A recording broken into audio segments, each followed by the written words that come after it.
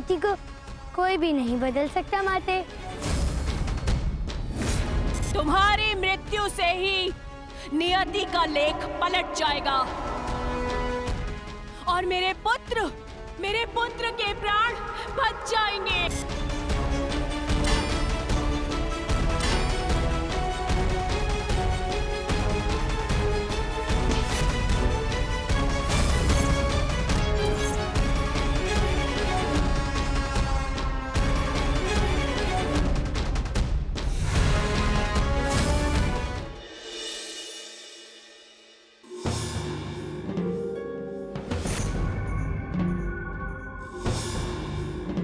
एक भी व्यक्ति नहीं है पूरे गांव में।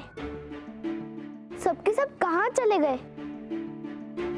कान्हा, कहीं कुछ अनिष्ट तो नहीं हुआ है हमारे गांव में?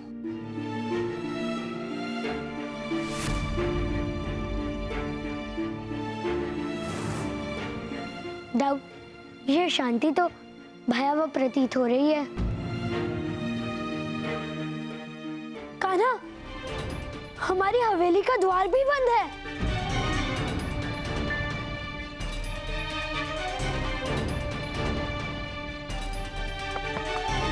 मैया!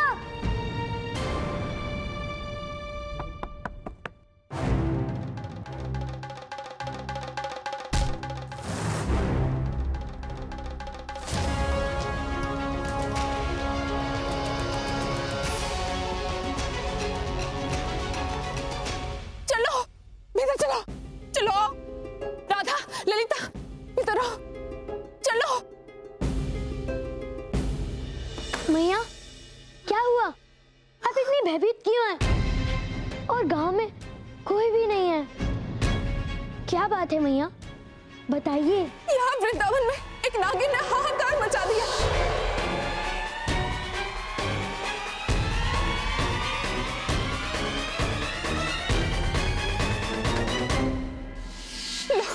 लोग उसके डर से बाहर नहीं निकल पा रहे हैं। तुम दोनों को यहाँ नहीं आना चाहिए था। तुम्हारे यहाँ आना सुरक्षित नहीं है। कान्हा, तुम यहाँ क्यों आए? वो नागिन तुझे ही तो ढूंढ रहे हैं पुत्र। ईश्वर, मैं क्या करूं? पहले आप विश्राम कर लीजिए। आप बहुत ही चिंतित लग रही हैं मैया।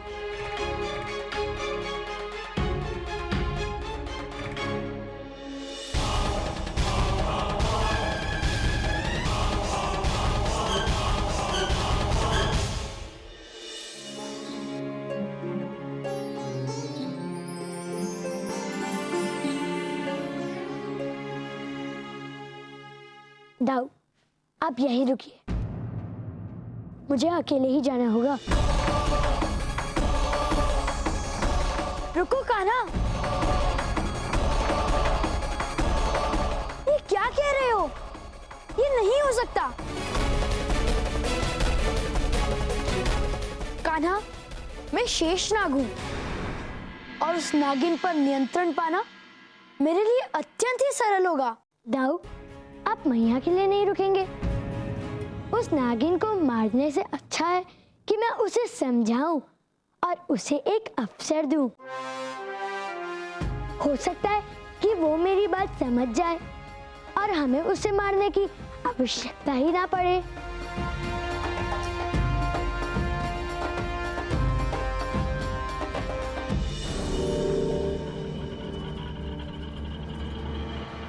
मैं आ गया हूँ। कहाँ हो तुम?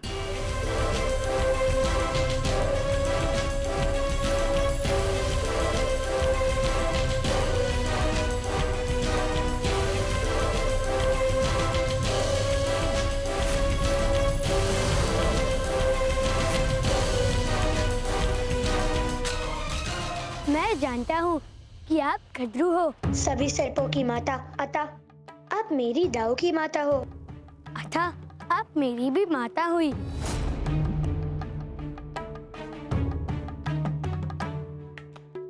और माता पर शस्त्र उठाने की कल्पना एक पुत्र के लिए पाप है।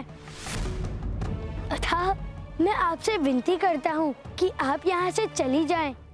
मैं आप पर शस्त्र नहीं उठाना चाहता। मैं नहीं जा सकती कृष्ण। हाँ, मैं शेषनाग और वासुकी की माता हूँ। वासुकी तो शिव शंकर के गले से लिपटा बैठा है और शेषनाग तुम्हारे ही विष्णु रूप में वैकुंठ में सुरक्षित है। किंतु क्या तुम नहीं जानते कि मेरा तीसरा और सबसे कनिष्ठ पुत्र तक्ष वहाँ वन में असुरक्षित है। और मुझे आकाशवाणी से यह भी ज्ञात हो चुका है कि उसका अंत तुम ही करोगे। मैं? किंतु अपने पुत्र की मृत्यु का कारण तो आपका चुनाव ही होगा माते। तुम्हारा ये अपराध क्षमा योग्य नहीं है तक्ष। मैं तुम्हें श्राप देती हूँ। तुम्हारा अंत अग्नि से जलकर भस्म होने से होगा। मैं आज उस नियति को ही बदल दूंगी कृष्ण। मैं अपने पुत्र का अंत कभी नहीं होने दूंगी। नियति को कोई भी नहीं बदल सकता माते। लेकिन मैं नियति को बदल कर ही रहूंगी कृष्ण। तुम्हारी मृत्यु से ही नियति का लेख पलट जाएगा।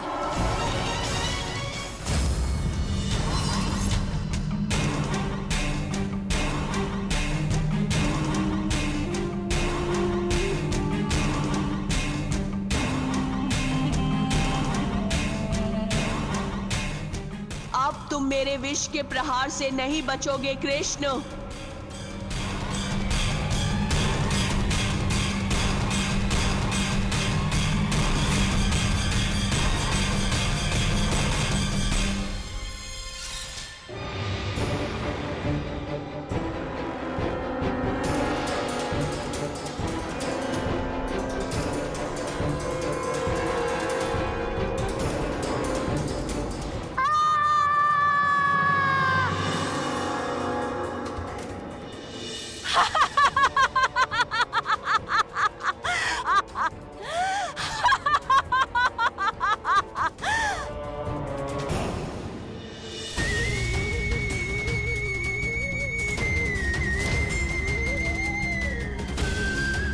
नहीं, ये नहीं हो सकता। इतने सारे कृष्ण।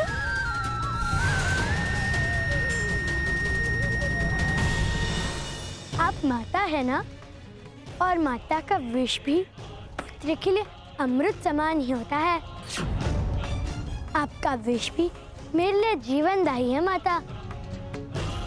और क्योंकि मैंने दूध के समान आपके विष का पान किया है, अब मुझ में भी आप ही का अंश है। अब आप मुझे नहीं मार पाएंगी माता। नहीं, ऐसा नहीं हो सकता। तुम मेरे कोई नहीं।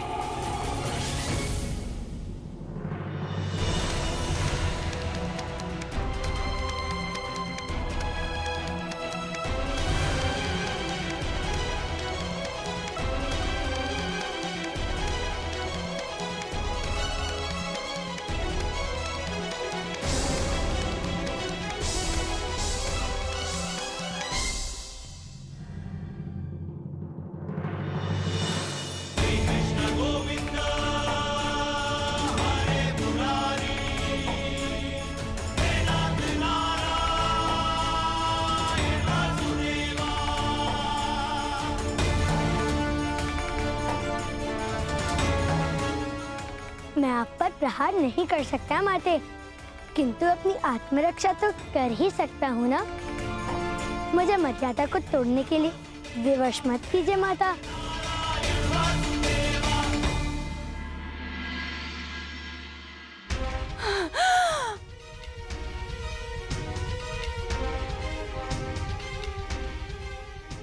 आगे से मैं ऐसा कुछ नहीं करूंगी कृष्ण।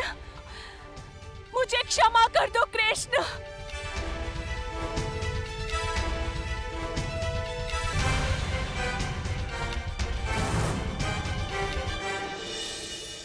दाऊ, अब वृंदावन से संकट टल चुका है। तुमसे उस संकट के बारे में तो पूछना व्यर्थ है, क्योंकि तुम मुझे कुछ बताओगे ही नहीं।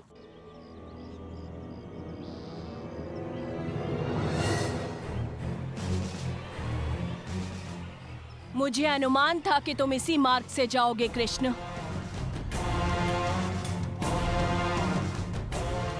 तुम्हारी ही प्रतीक्षा थी मुझे।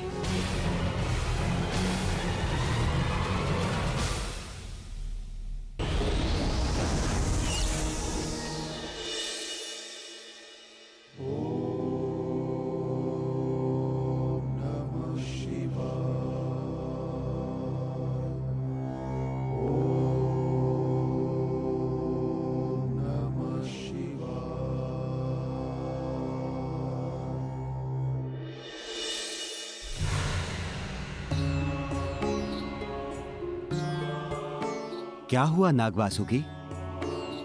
बहुत चिंतित और शिथिल लग रहे हो। प्रभु, अधिकांशतः पुत्रों की त्रुटि पर उनके अभिभावक चिंतित होते हैं, किंतु मेरे साथ विधि ने विपरीत क्रीड़ा की है। मेरी माता कद्रू उचित नहीं कर रही हैं। मैं उन्हें अधर्म कभी नहीं करने दूंगा। नहीं वासुकी, पुत्र को पुत्र हो सकता है, किंतु माता को माता हो यह असंभव है। मातृधर्म की रक्षा के लिए वो अपने अन्य किसी भी धर्म को भूल जाती हैं। हाँ, यदि अवसर मिले तो वो अपनी त्रुटि अवश्य सुधार सकती हैं। हो सकता है कि तुम्हारी माता के लिए भी यह अवसर लाभकारी हो।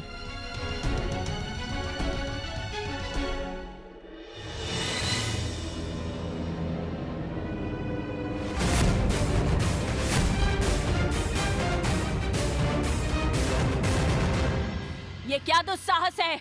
क्यों रोका तुमने मुझे पुत्र? माता, ये आप क्या कर रही हैं? जिस कृष्ण पर आप प्राणघातक प्रहार कर रही हैं, वो स्वयं नारायण के अंश हैं। उन्होंने आपको क्षमादान दिया है। आप ये अनर्थ क्यों करना चाहती हैं माते? क्यों? ज्ञात था मुझे तुम यही कहोगे पुत्र। मेरा तीसरा पुत्र तक्ष, उसका जीवन असुरक्षित है। उसकी सुरक्षा मुझे करनी है और मेरे जीवित रहते मैं उसे कुछ भी नहीं होने दूंगी, कुछ भी नहीं।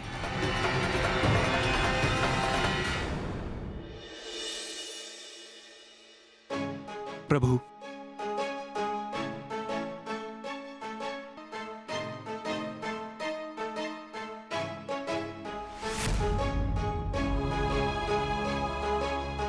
नागदेव वासुकी, आप यहाँ? आपने मेरी माता को अपनी त्रुटियों को सुधारने का एक अवसर दिया है, किंतु उन्होंने अपनी त्रुटियों को नहीं सुधारा। वो पुनः लौट आई हैं। उन्हें अपने किए गए त्रुटियों की कोई गलानी नहीं है, किंतु यदि माता की हुई त्रुटियों के लिए मैं अति लज्जित हूं। लगता है कान्हा अपने कक्ष में होगा।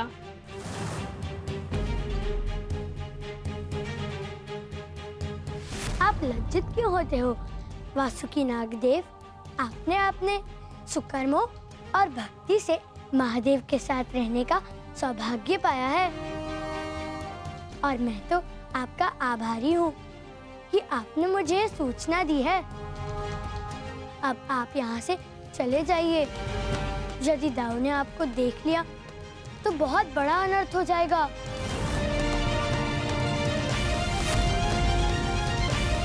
हे कृष्ण, मुझे अपने भ्राता से मिलने की अति इच्छा है, बस क्षण भर के लिए। यदि मैं अपने भ्राता शेषनाग से मिल पाता तो मुझे अति प्रसन्नता होती। किंतु यदि आपकी भेंट दाऊ से हो गई तो दाऊ को ज्ञात हो जाएगा कि ये नागिन कद्रू है जो दाऊ की माता है, और ये सत्य जानने के पश्चात दाऊ अत्यंत ही दुखी होंगे। और माता कद्रू के लिए आप निश्चिंत हो जाइए, क्योंकि मैं वही करूंगा जो माता कद्रू के लिए उचित होगा।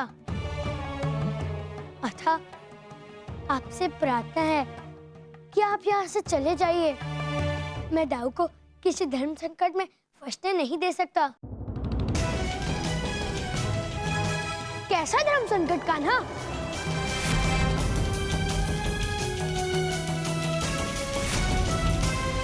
किससे वार्ता कर रहे हो? वो कुछ नहीं दाऊ, बस मैं सोच रहा था कि धर्म संकट तो सदैव ही आता रहता है और धर्म संकट से सबकी रक्षा करना तो मेरा कर्तव्य है।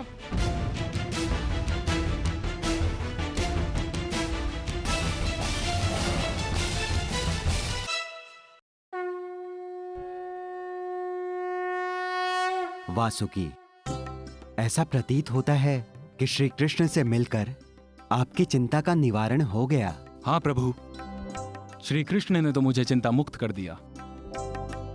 उन्होंने कहा कि वो माता कद्रू के लिए जो भी उचित होगा वही करेंगे।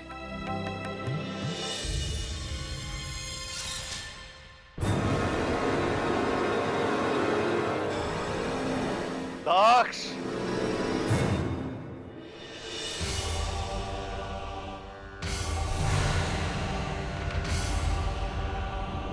प्राणिपात शुक्राचार्य जी,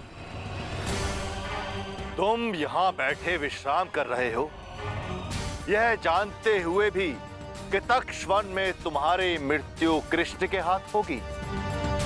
क्या तुम अपना भविष्य यूं मौन बैठकर स्वीकार करोगे?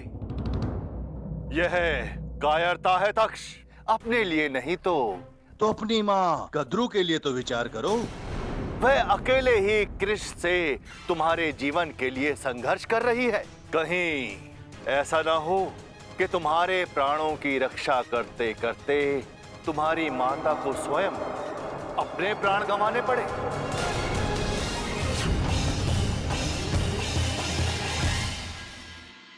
प्राणिपात माते। पुत्र तक्ष, पुत्र। तक्ष के आपके साथ आने से आपकी शक्तियां दुगनी हो गई और अब उस कृष्ण का अंत निश्चित है। कान्हा, कान्हा, बलराम जाने किस आवेश में आकर घर से बाहर निकला है। मैंने उसे बहुत पूछने का प्रयत्न किया, किंतु उन्होंने मुझे कुछ नहीं बताया। दाऊ, मैं जानता हूँ कि आप माता कद्रू से युद्ध करने गए हैं, किंतु आपको ऐसा नहीं करना था। आप जिस सत्य को जानने गए हैं, किंचित वो सत्य आपका हृदय ना तोड़ दे। नागिन! यदि साहस है तो बाहर निकल। मैं तुझे युद्ध के लिए ललकार रहा हूँ।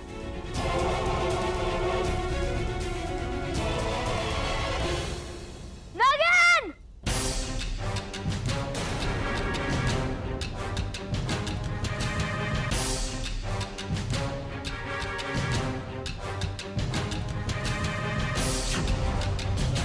आज इस युद्ध का अंतिम निर्णय होगा नागिन।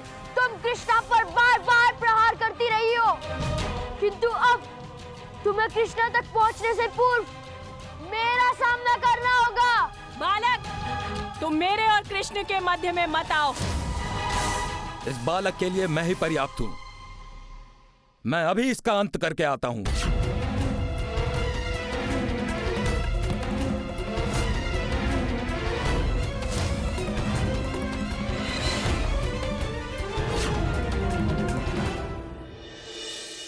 कौन है तू मेरी माता को ललकारने वाला?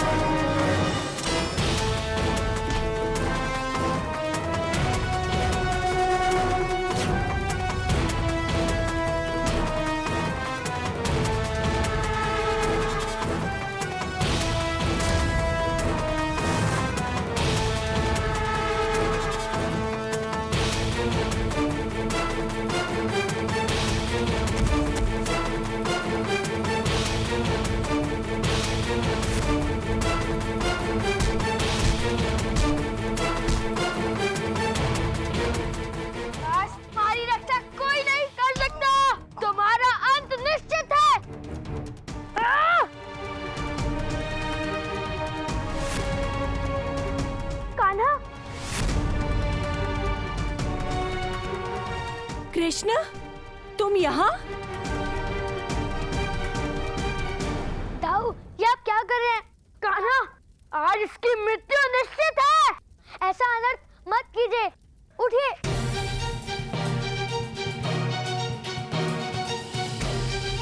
पुत्र!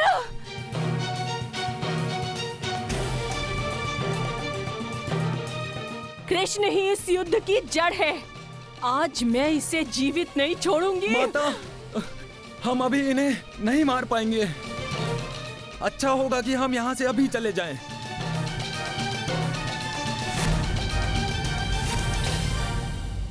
कान्हा, तुमने क्यों रोका मुझे? आज उस नागिन और उसके पुत्र की मृत्यु मेरे हाथों निश्चित थी। मैं विवश था दाऊ। मुझे आपको रोकना पड़ा। यदि मैं आपको नहीं रोकता तो एक भ्राता के हाथों दूसरे भ्राता की मृत्यु हो जाती।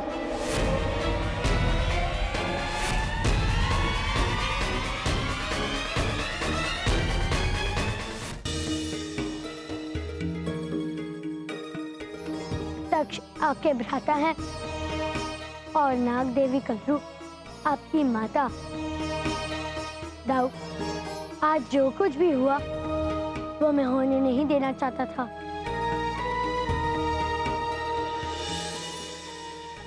माता तुम्हारा संहार क्यों करना चाहती है? दाऊ, तक्ष की मृत्यु मेरे हाथों निहित है और दाऊ आपकी माता पुत्र मोह में मेरा अंत करके विधि का विधान बदल देना चाहती है। ये मोहित क्लेश की जड़ है। ये सब कुछ अपने पुत्र के प्रेम के लिए कर रही है। अतः वो दोषी नहीं है। मेरी भांति ही आपको भी उन्हें क्षमा कर देना चाहिए। हाँ, तुम उचित कह रहे हो कान्हा।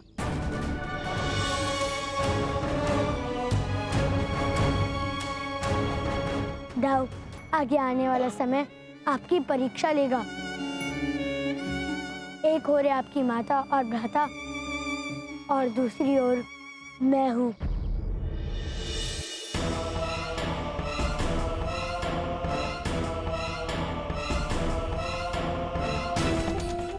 ये घाव अत्यंत गहरे हैं पुत्र। तुम्हें पीड़ा पहुंचाने वाले बालक को मैं जीवित नहीं छोड़ूंगी। और उसे जीवित रहने का अधिकार भी नहीं है।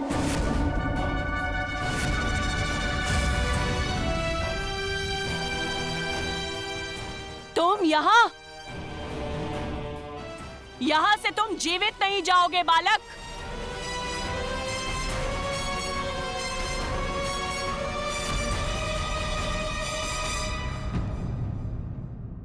मार दीजिए मुझे। मुझे यहाँ से जीवित जाना भी नहीं है।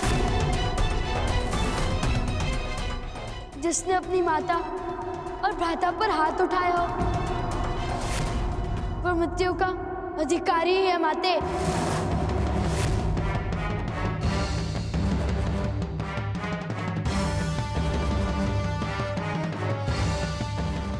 तुम ये क्या कह रहे हो? कहीं तुम्हारी कुटिलता तो नहीं? मैं सत्य नहीं कह रहा हूँ भ्राता, किंतु मैंने तुम पर प्रहार अज्ञानतावश किया था और मुझे भी यह सत्य उस द्वंद के पश्चात ही ज्ञात हुआ है। किंतु ये सत्य कैसे हो सकता है? मेरे मात्र 3 पुत्र हैं। तुम्हें तो मैं जानती भी नहीं। मैं जानता हूँ माता। भ्राता तक्ष के साथ आपके 2 पुत्र वासुकी और शेषनाग भी हैं। मैं शेषनाग हूँ माते। तुम ही शेषनाग हो? किंतु इस बात पर मैं विश्वास कैसे करूं? मुझे आपकी शंका का समाधान करना होगा माते।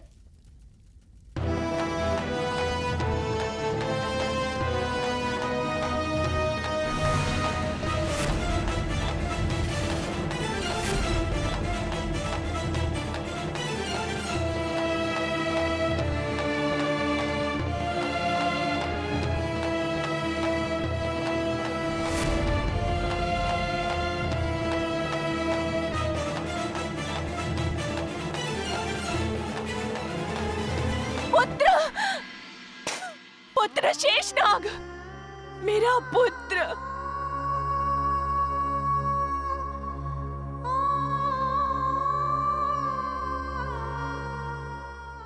पुत्र,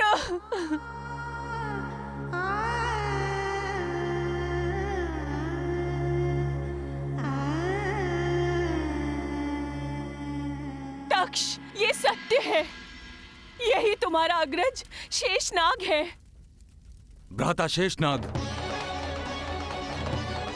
पुत्र शेषनाग, विधि ने आज कितने वर्षों बाद तुमसे भेंट करवाई है। आपका स्नेह भरा स्पर्श पाकर मैं धन्य हो गया माते।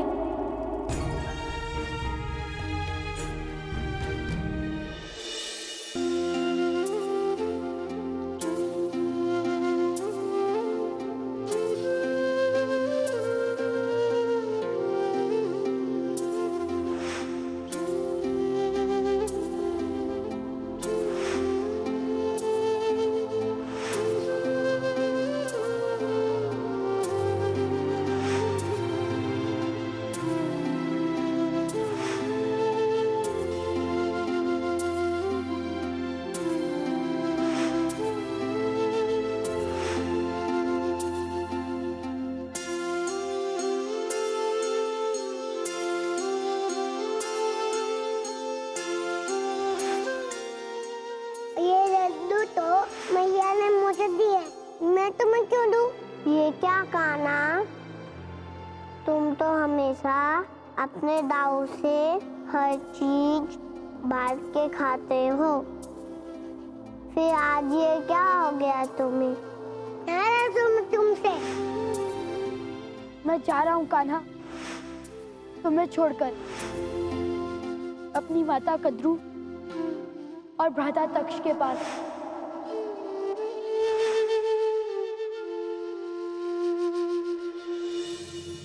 भ्राता, आप जैसे वीर का साथ हो तो हमें किसी का भय नहीं, कृष्ण का भी नहीं।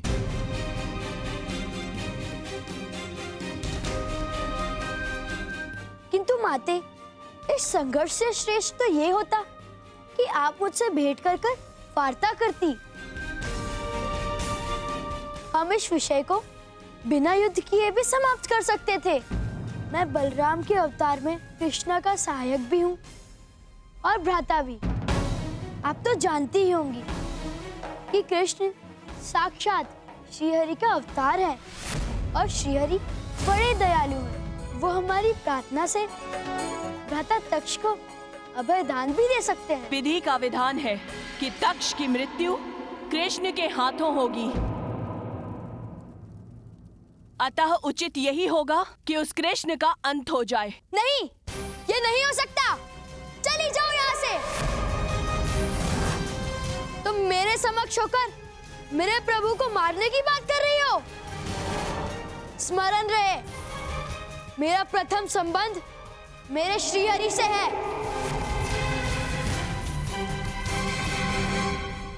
श्रीहरि ने तुम्हें मुझसे छीन लिया शेषनाग। मैं चुप रही, किंतु अब वो मेरे छोटे पुत्र तक्ष की मृत्यु का कारण बने, ये मैं होने नहीं दूंगी। तुम उस कृष्ण के दास बन गए हो, अधीन हो गए हो उन देवताओं के। लज्जा आनी चाहिए तुम्हें। अब आपको स्पष्ट करना होगा कि आप युद्ध में हमारे साथ हैं या हमारे शत्रु कृष्ण के साथ। मैं ये जानना चाहता हूं कि तुम इस युद्ध में नाग देवी के पुत्र के रूप में लड़ोगे या कृष्ण के भ्राता बनकर, क्योंकि यदि तुम कृष्ण के भ्राता हो तो तुम मेरे कोई नहीं हो।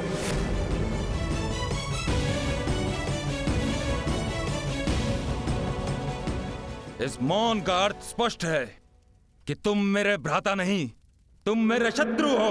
ऐसा ना कहो तक्ष, काश तुम मेरी व्यवस्था समझ पाते।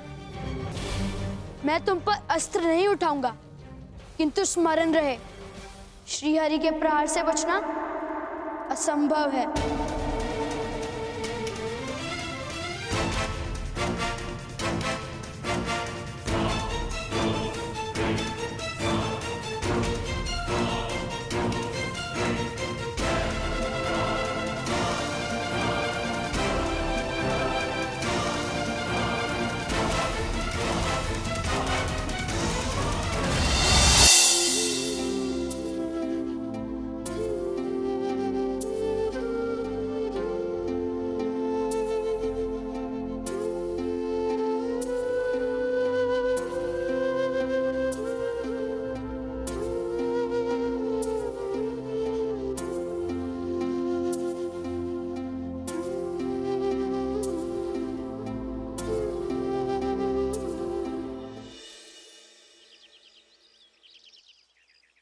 दाऊ, आप लौट आए। कान्हा, तुम्हें क्या लगा था मैं तुम्हारा साथ ऐसे ही छोड़ दूंगा? और आज तुम्हारे बांसुरी के सुर इतने द्रवित करने वाले क्यों हैं? दाऊ, मैंने ऐसा एक क्षण के लिए भी नहीं सोचा। आपकी पीड़ा को मैं समझ सकता हूँ दाऊ, और ये पीड़ा इस स्वर में ढल चुके हैं दाऊ। दाऊ, इस घटनाक्रम में आपके भ्राता और आपकी माता कद्रू का कोई दोष नहीं है। वो तो स्वयं की रक्षा करना चाहते थे दाऊ, जिसमें कोई भी त्रुटि नहीं है। दाऊ, आपके लिए चुनाव कठिन है कि दोनों पक्ष अपने अपने स्थानों पर उचित हैं।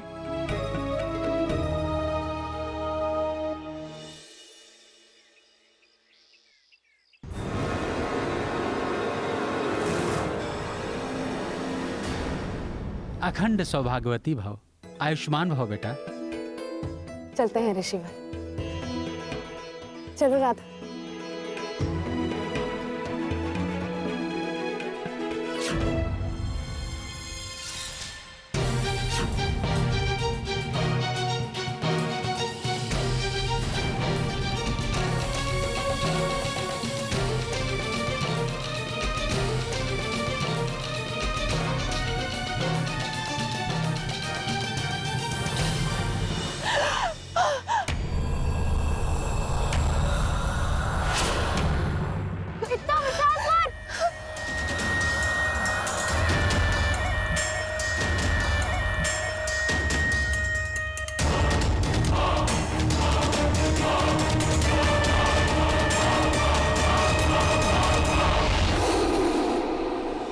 कृष्ण, एक विशालकाय सर्प ने यशोदा और राधा का अपहरण कर लिया है।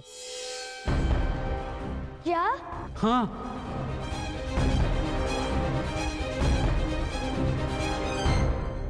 मैं संबंधों के लिए ही इस युद्ध को टाल रहा था नाग देवी कद्रू, किंतु तुमने मेरे संबंधों को कष्ट पहुंचाने का दुस्साहस किया है। अब ये युद्ध संबंधों के लिए ही होगा। तुम जहां भी हो, मैं आ रहा हूं।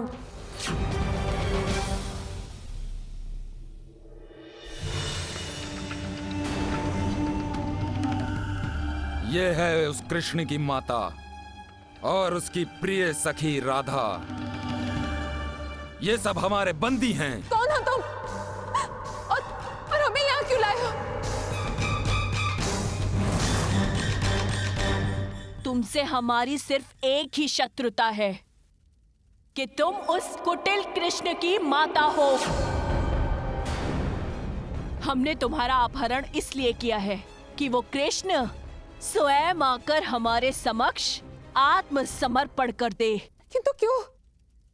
तुम मेरे पुत्र के पीछे क्यों पड़ी हो? क्योंकि वो मेरे पुत्र का वध करना चाहता है।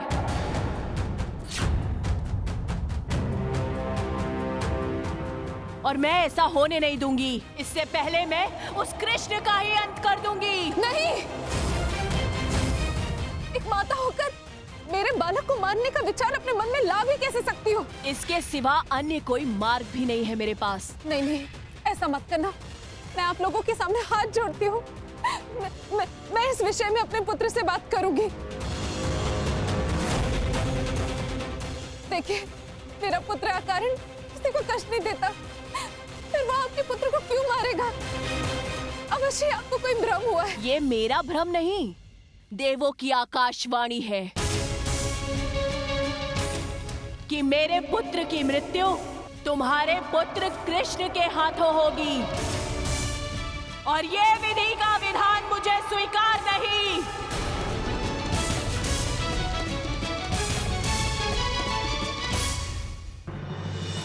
तुम्हारी पीड़ा समझ सकती हूँ, किंतु इस प्रकार हमें बंदी बनाने से द्वेष और बढ़ेगा। यही तो चाहती हूँ कि तुम्हारा पुत्र कृष्ण क्रोधित होकर यहाँ चला आए, और फिर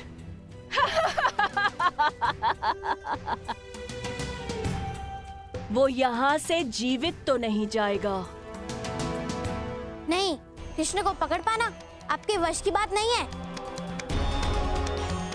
कृष्ण हमें मुक्त कराने आएगा, और फिर आपको अपनी त्रुटि का मूल्य चुकाना होगा। ये असंभव है। संभव है। कृष्ण के साथ असंभव भी संभव है। इसलिए तो हम कृष्ण की प्रतीक्षा कर रहे हैं। मूर्ख!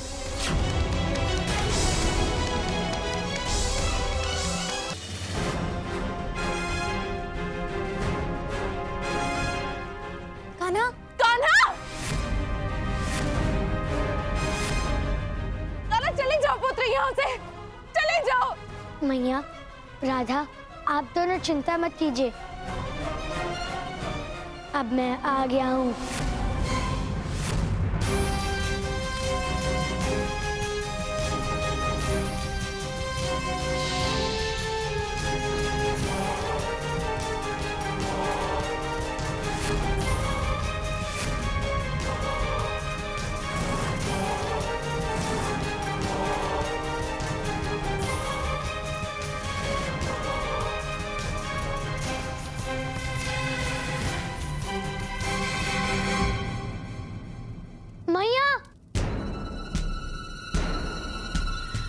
मुझे इतना शक्तिहीन मत समझना कृष्ण। तुम मेरी नाग शक्तियों से अभी परिचित नहीं हो।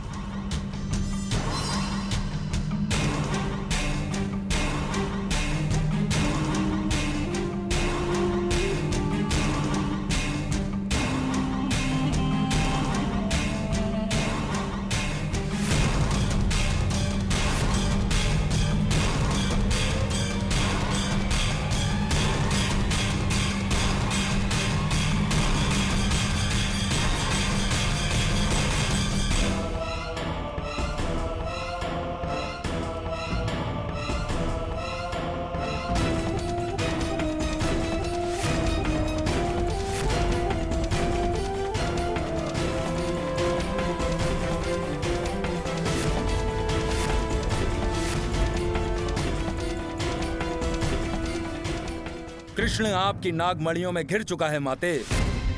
इतनी नागमणियों के बीच आपकी वास्तविक नागमणि को पहचानना सरल नहीं है।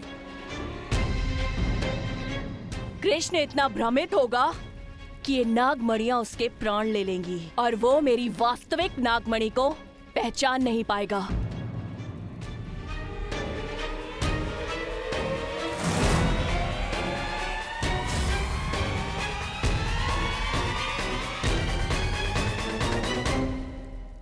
जब तक मेरे साथ मेरी ये मार्गदर्शक बांसुरी है, तब तक कोई भी भ्रम मेरे समक्ष नहीं टिक सकता।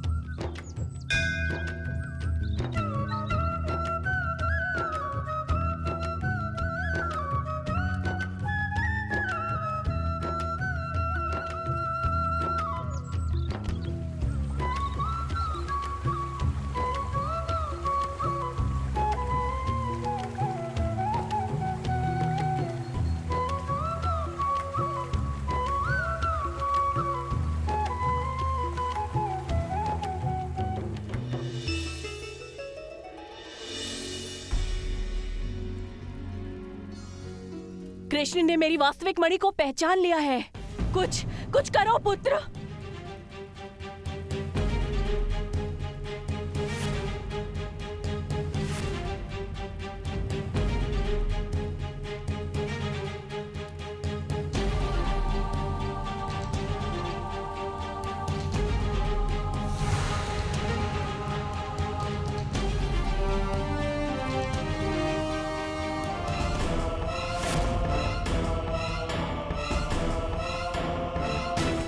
कृष्ण, अब तुम्हारी माता और तुम्हारी सखी दोनों मेरे नियंत्रण में है।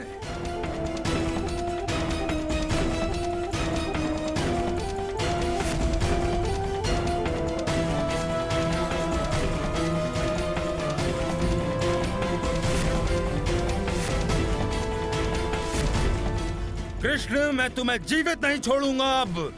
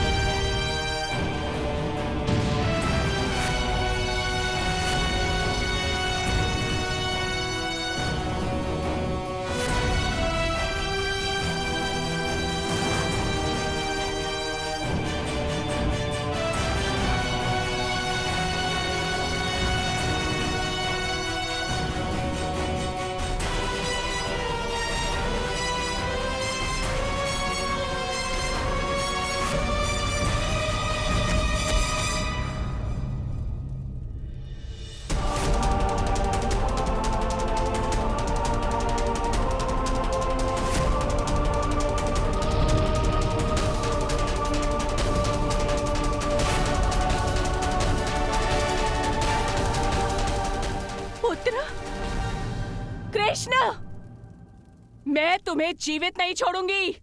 ठहरिए। महादेव।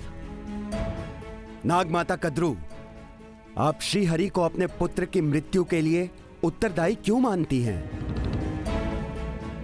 लगता है आपको स्मरण नहीं है कि आपने स्वयं अपने पुत्र को ये श्राप दिया था। तुम्हारा ये अपराध क्षमा योग्य नहीं है तक्ष। मैं तुम्हें श्राप देती हूँ। तुम्हारा अंत अग्नि से जलकर भस्म होने से होगा।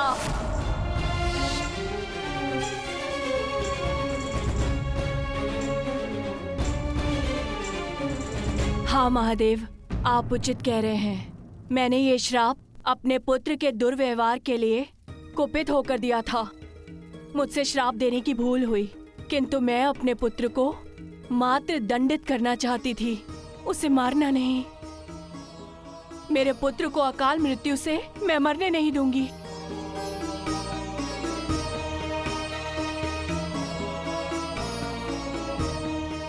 अब यदि आपको आपकी त्रुटि का अनुभव हो गया है, तो मैं आपके पुत्र को जीवन दान देता हूँ।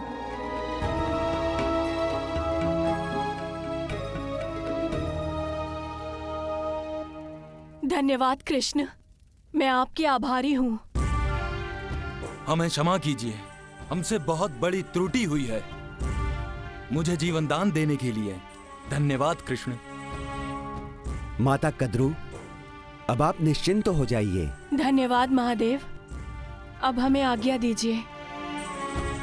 चलो पुत्र, हम पाताल लोक चलते हैं।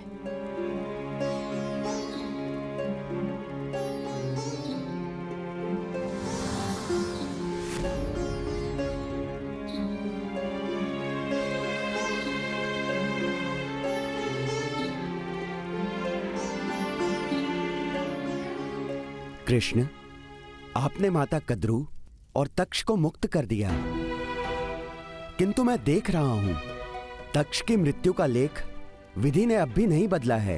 महादेव, तक्ष को मैं नहीं मारूंगा, किंतु इसका अर्थ ये कदापि नहीं है कि तक्ष मारा नहीं जाएगा। नाग माता कद्रू जीवित रहेंगी, किंतु तक्ष की मृत्यु अवश्य होगी। भले ही वो किसी और के हाथों मारा जाए, किंतु उसका अंत मेरी प्रेरणा से ही होगा।